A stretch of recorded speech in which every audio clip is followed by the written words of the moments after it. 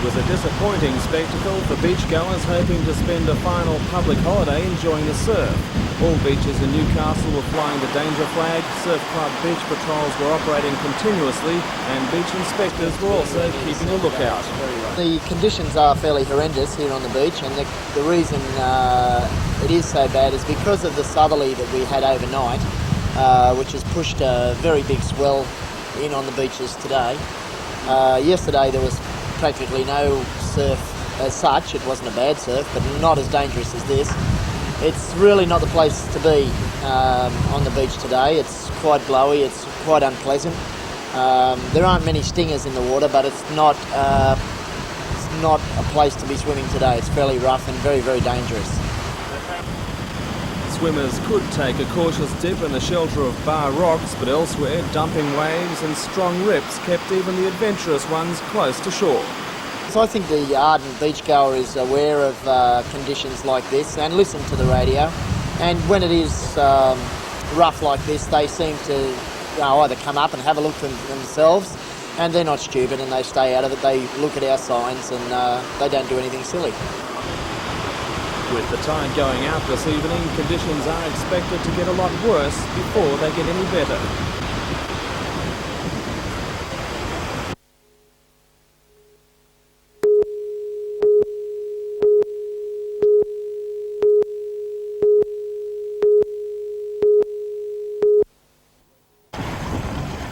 A fresh 20-knot southeasterly greeted competitors for today's opener of the 6-race series. Hosted by the Port Stephens Sailing and Aquatic Club, the nation's best taser sailors are taking part, including state and national champion Rick Longbottom of the Navy Club in Sydney. He also finished 5th at the recent World Titles in Central Queensland during July and also won yesterday's invitation race. Also racing is Frank Bethwaite. Now in his 70s, he designed the taser class 15 years ago. Today it's an international class with regular competition in Japan, the US, Canada, New Zealand and Great Britain. The 6 races in the series will be run on a triangular course over 20 kilometres. Also in the big field who should shine over the next week are Peter Condy of Greenwich, John Hibbard of Clontarf and Toronto's Phil Darby.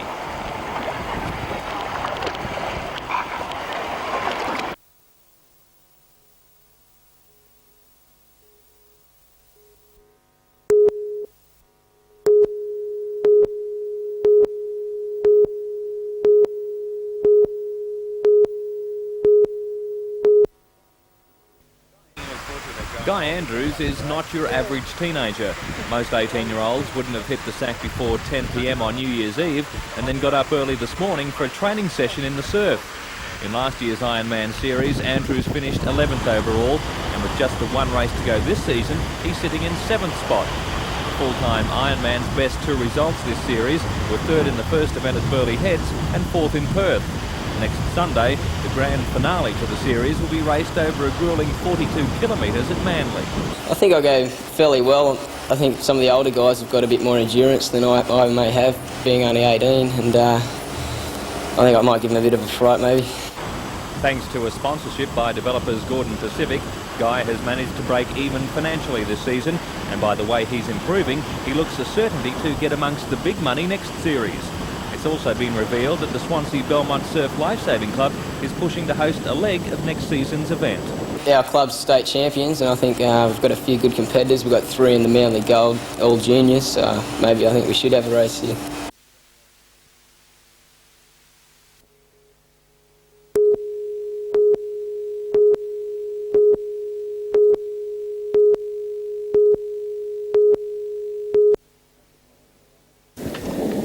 Coca-Cola Toyota Port Stephens International Tennis Classic was a huge success with excellent crowds on all 3 days.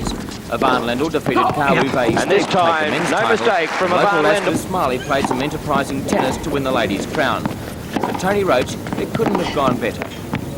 It's been great, good weather and good tennis and big crowds, so you couldn't have hoped for anything more than that. The players indicated they'd like to come back next year?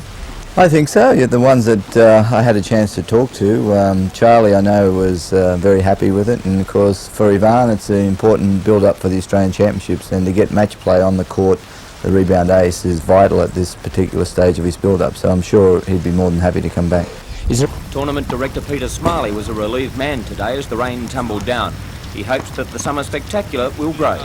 You're looking forward to maybe expanding the tournament next year to include more players? Well, we'd like to, but obviously we'd have to have a bigger time period, and it's just a matter of, at that time of the year it's very difficult, but we'll have to just have a look at it and see how it works out. Hopefully we'll have some other people that want to come as well, and we'll be able to pick and choose. Now, as tournament director, I suppose it was a great thrill to see your wife win the ladies singles. Yeah, no, that was great for Liz, because she's had a tough year in '88, and she was keen to get this year really going well, and by winning here it was perfect for her. And the standard set has certainly whet some players' appetites to improve their games, and in any conditions.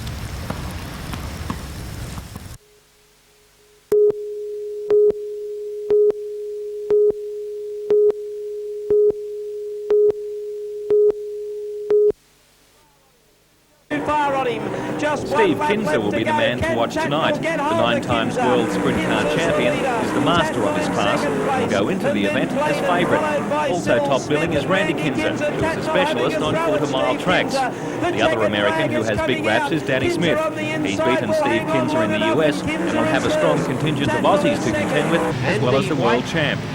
Sydney driver and current Australian champion George Tatnell will race alongside his 16-year-old son Brooke. Brooke ran second to Kinser in their last encounter and has also turned the tables on his father. All of the Australians have updated their cars during the off-season, adapting the latest in US sprint car technology in an attempt to beat the American trio. He's unwinding a withering burst.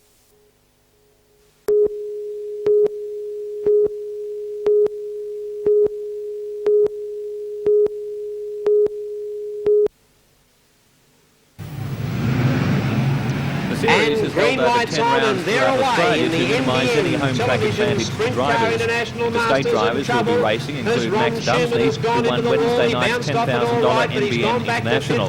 Two father-son combinations will also be taken to the track. George Tatnell and his 17-year-old son Brooke will be chasing points, as well as Victorians Brett and Nipper Lacey. Lacey Senior is a former Australian champion, while his son has been in the top 5 for the past 4 years. Gary Rush is another big name in the event, heads a strong Sydney contingent, which includes former state champs Bob Blacklaw and Bob Phil Marsh is bucking and brontoing.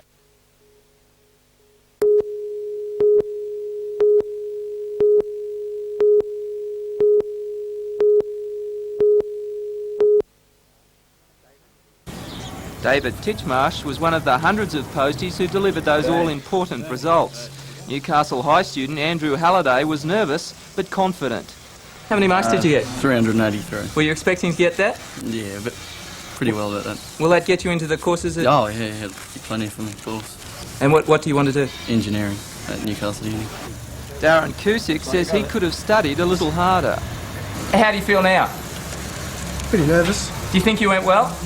Well, I thought I did, but I changed my mind halfway through it, sort of thing. Did you sleep very well last night? It's up and down. Darren hopes to study real estate at Tech. Caroline James has spent her time since the exams going to the beach and shopping. This is a very important letter. How do you feel now? Awful. Are you expecting good news or bad news? I'm expecting news. I don't know what yet. The news was good, and the Newcastle High student says she'll probably do economics at Sydney University. Do you think it's a good system? Oh yeah, I think the assessment system sort of keeps you on the toes throughout the year. It's a bit of a strain. The Department of Education in Newcastle was besieged by callers querying their results. How did the Hunter schools compare with the rest of the state? Well, I think this year we have top marks that are better than our marks were last year. Overall, we are very much the state average. Is average good enough? Well, with 3,500 graduates from high school in 1988, probably average is about all we can expect.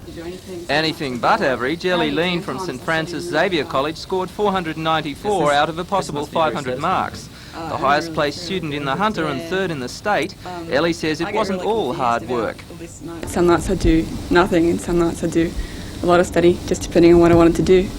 Did you ever go out? Do you regard yourself as a normal teenager? Definitely, yes. I hope I am. No, I'm not really a bookworm. So what do you do? Ellie wants to study science at university, hoping to work in physics. Peter Ryan reporting for NBN News.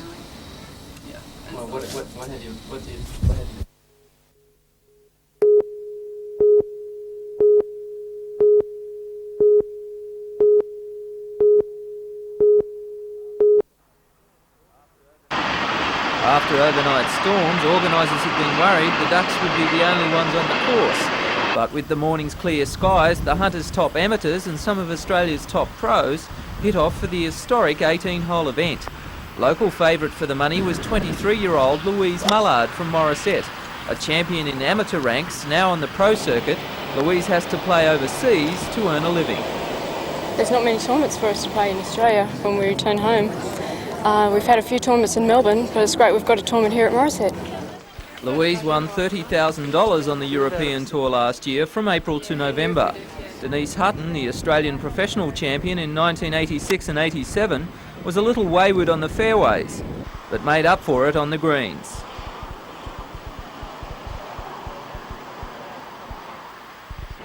"14-year-old Samantha Finn wasn't daunted by the big names. Lining up against the likes of Anne Jones from North Rocks and Karen Lunn, who has won more than $100,000, didn't ruffle her at all.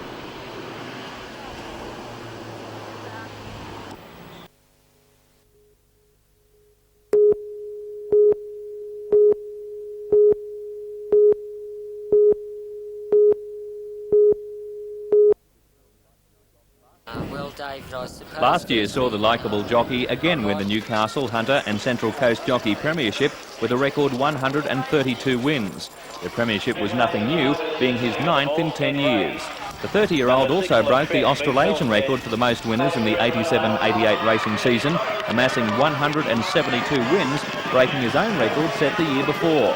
Robert Thompson is one of 10 local sports stars who will line up on the 21st of this month for the final of the NBN Sports Star of the Year.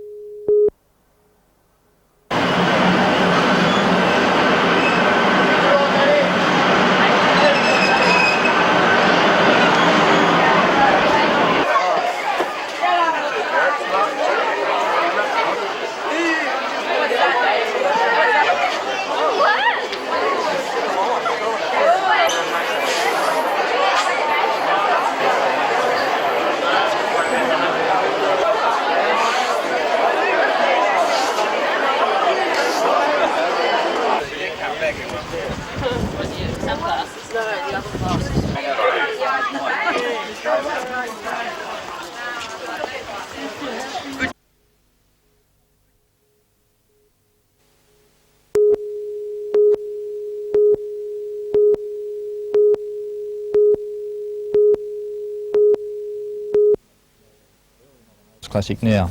Early nominations, which totalled 640, had the top 2-year-olds amongst them. Mercury and Show County, probably the best 2-year-olds in New South Wales at this stage. So we're optimistic that the quality will stay there in the field, and we'll have a better idea once we've got all the first acceptors in.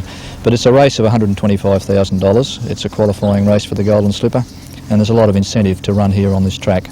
Temple Front and Wonder Dancer. Temple Front's going home very strongly over on the inside, and Temple Front takes out the Penfolds. The Newmarket Handicap will be run the very next day, February the 22nd. The next Tuesday's JCTC Holiday Cup should be a good pointer to that race. Yes, last year we tied the Foster's Newmarket into the second day of the 2-day meeting. Originally it was held in May, and you're quite right, in the J's CTC race we have got a lot of runners over 1,200 metres. I'm sure getting ready for the Foster's Newmarket the second day, the 22nd of February, which again is a $100,000 race, so a lot of incentive to race here at neck in front. In the Newmarket, it's Lucky Raz in front. Dinky Flyer is coming very quickly, but Lucky Raz beat Dinky Flyer. Third, Shinakima.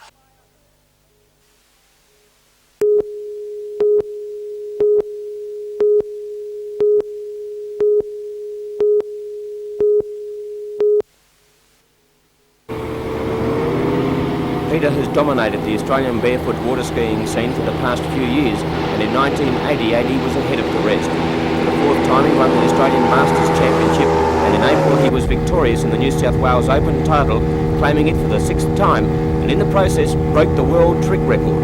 In the same month he became the Australian national champion and was chosen to represent his country at the world titles for the 4th time. The youngster from Fennell Bay missed out on his one remaining gold this year. When you look back on 1988, it was a great 12 months for Peter Wellham.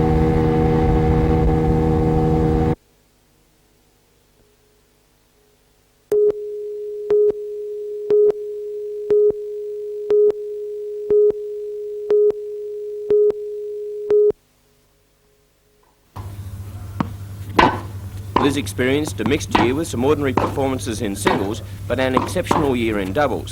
With Eva Pfaff, she won the Eastbourne doubles and made the quarterfinals of Wimbledon, losing to Sabatini and Graf 7-6, 5-7, 8-6. Liz also made the semis of the Wimbledon mixed with John Fitzgerald, the final of the US Open mixed with Patrick McEnroe, and the semis of the Australian Open with Steffi Graf.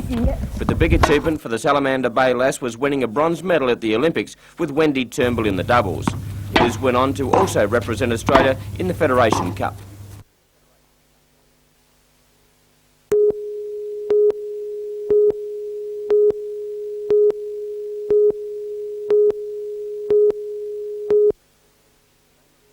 Competitors. The name of Roy Croft is synonymous with Olympic show jumping, and that tradition continued at Seoul in 1988. Vicky Roycroft of Mount White on the Central Coast became only the second Australian woman to be chosen in the Olympic show jumping team, continuing on her good form to be chosen to the Australian team at LA in 1984. Vicky made it to career with a great performance at the Royal Easter Show in Sydney, winning the Federation of Australia Cup, the final major class for Olympic qualifying. At the Games, Vicky was the best performed Australian, finishing 10th in the first round of the team's class. I've got a fair idea of what the competition's going to be like.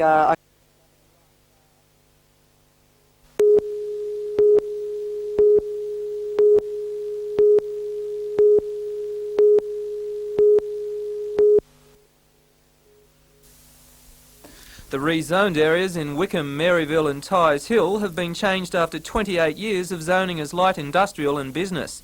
The Minister for Local Government and Planning, David Hay, says housing will be increased, bringing new life to the areas, but local authorities aren't in agreement. A spokesman from the Department of Planning here in Newcastle, Ron Larson, says he is unaware of any plans to increase housing in the rezoned areas. The Lord Mayor, John McNaughton, says council has no plans for development. He says nothing will change with the rezoning. Industries which are already established will remain, and in the next few years, pending approval, may still expand. So what is the point of the whole exercise? The point of it is to see that the status quo is maintained and it is made formal by having the proper zoning, that is, a residential zone in areas that are used for residential purposes. And really that's all it is, it's a paperwork exercise.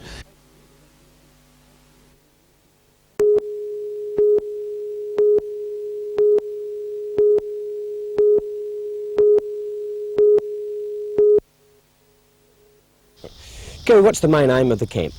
The main aim, Michael, is to instil the basics of the game of cricket to all the boys and girls that are participating, so they have a good fundamental basis for their game, so they're batting, bowling, fielding with good technique. What sort of exercise are you putting them through? We've got a complete activity program, so that over the full week we deal with all the skill practices that relate to the batting, fielding, running between wickets. We have a special session for the wicket keepers, and it culminates on the final day in a final game involvement, little test matches where hopefully they can apply all these skills in that game environment. The coaching clinic is in its 5th year and has attracted aspiring Allen Borders and Merv users from Newcastle, Singleton, Maitland and Scone. It appears the influence of one-day cricket is rubbing off on the youngsters, something that Kerry doesn't really want to see happen. I suppose if there's one criticism of the one-day game, it tends to remove some of the patience that the young cricketer has to have in terms of performing well with bat or ball. They want something to be happening almost immediately. Right, well done. And we're hoping that some of the basics that we're covering here will just overcome that particular problem.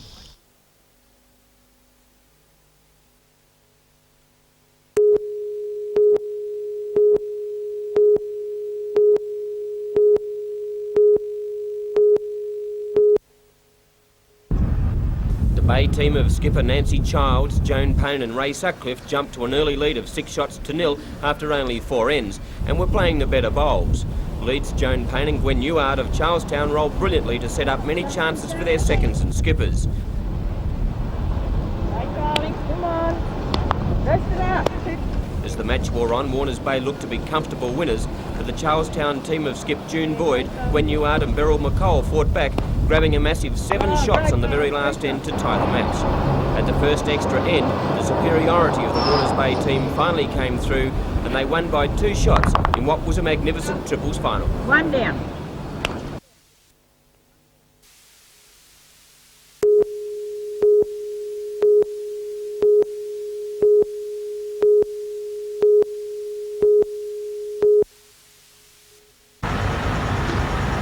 coach operators were all smiles after their meeting with Newcastle City Council senior staff on Tuesday. They believe their many objections to the lack of passenger comforts at the Watt Street coach stop have been supported. But after a second meeting with Council's traffic committee today, they're angry. The operators say the committee was anything but sympathetic to their complaints. Coach operator spokesman John Finneran says he's concerned for the safety of passengers who are put down at the deserted stop early in the morning without shelter, toilets or public phones. If you had your daughter or mother or somebody like that, or someone that you loved, were concerned about arriving here at 3 o'clock in the morning, because most of our schedules are in fact out of daylight hours, there's no facilities here for them. And that's a very concerning situation. The operators say Watt Street was chosen out of necessity after the closure of their terminal at Jay's on Hunter Street, but they claim Council has stymied their attempts to relocate to a better site. It's not as if we've got any particular vested interest. It's an industry concern about all of our passengers and this particular city where we've had really nothing but trouble for quite some time. The Traffic Committee Chairman and City Engineer Doug Chapman declined to comment on camera. Instead, he issued a statement late today saying that Council's committee saw Watt Street as a suitable short-term location. He said lighting, seating and shelter issues were being examined.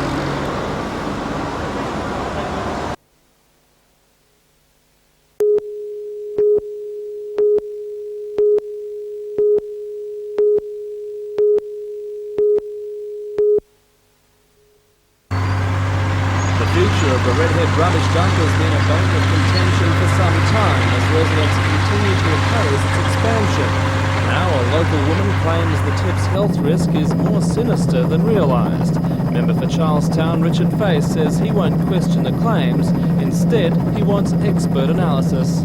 Somebody's come forward that alleges that she's an expert and says that there have been people that could have died of cancer. There are problems with childbirth there, and there are other things that, in my view, are quite serious. And now I've referred them to the Minister of the Environment, and more importantly, the Minister for Health, for an investigation. Environment Minister Tim Moore has stated that the Pollution Control Commission found no evidence of pollution of the water table or lack of dust and odour control. But Mr Face isn't satisfied. Well, the Minister for the Environment, as late as Monday of this week, furnished me with a letter to the numerous representations I've had about the establishment of the tip of Redhead and indicated that there was no environmental problems and that the Lake Macquarie Council was managing it adequately. Now, of course, they might be doing that now, but they certainly haven't in the past. Okay, I think that'll do us, I think.